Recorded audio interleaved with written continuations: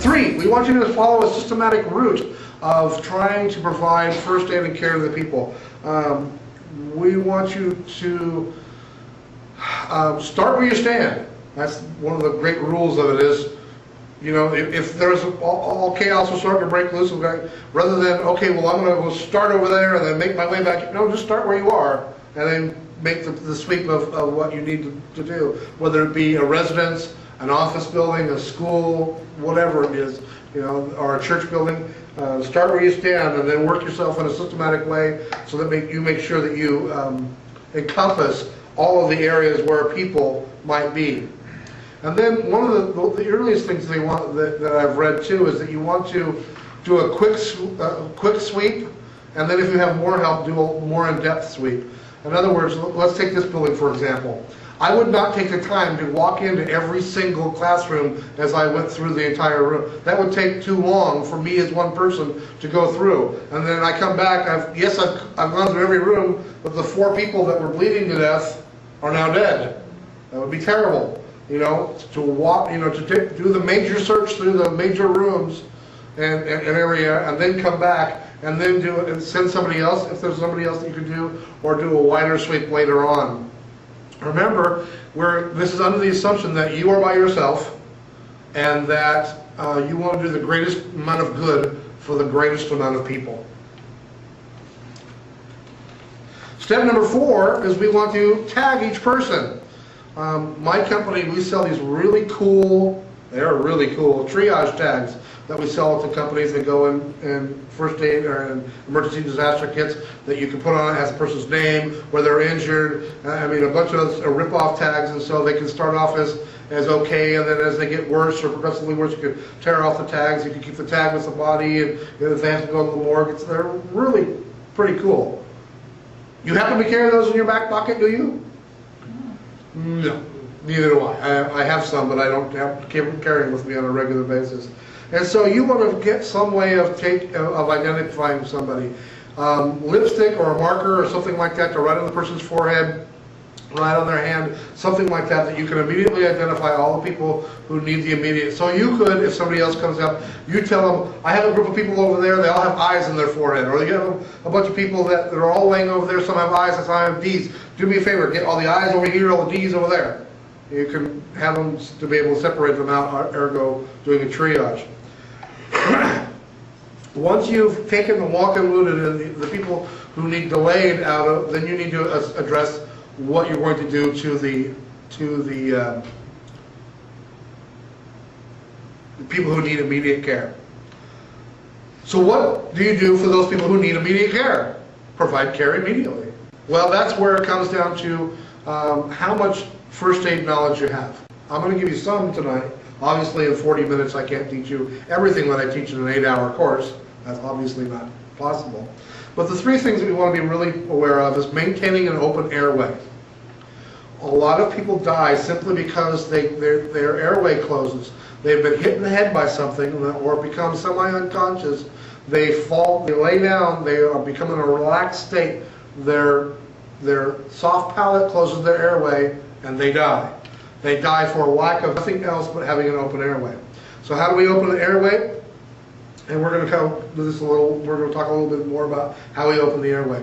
The other thing that one of the real big killers is serious bleeding. Bleeding profusely, you can bleed out in less than 3 minutes.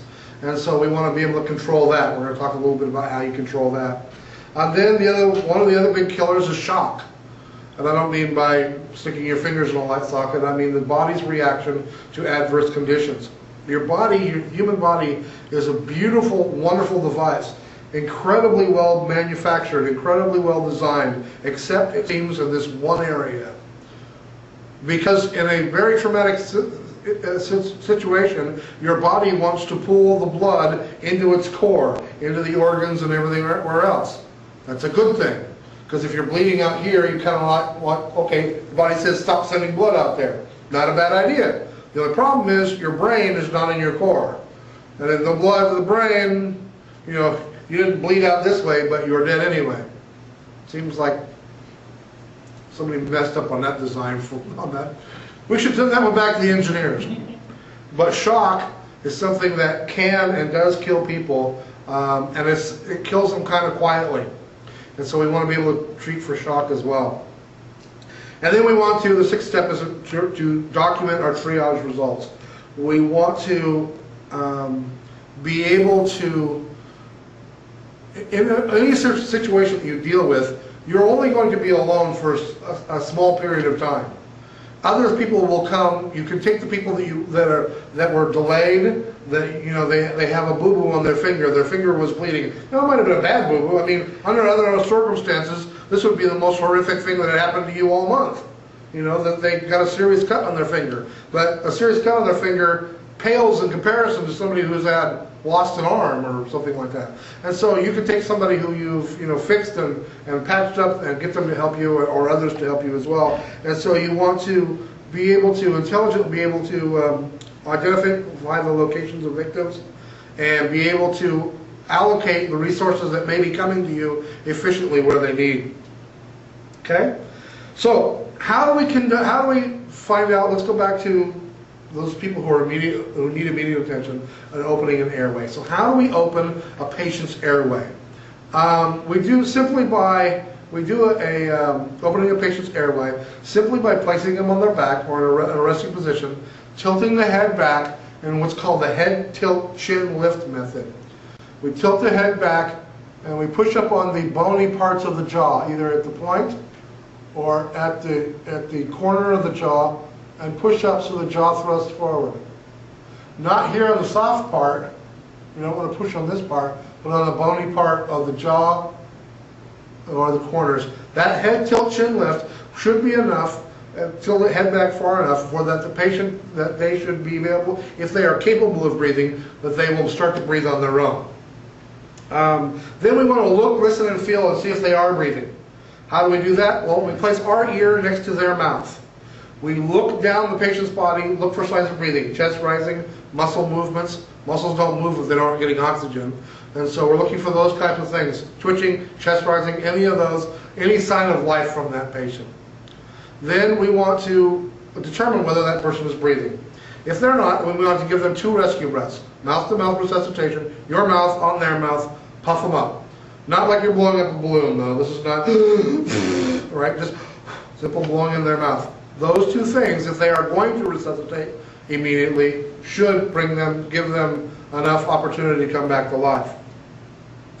Okay? If they are not breathing, and 2 breaths don't bring them back to life, then they are dead. Write dead on them somewhere, on their forehead, and then move on to somebody else.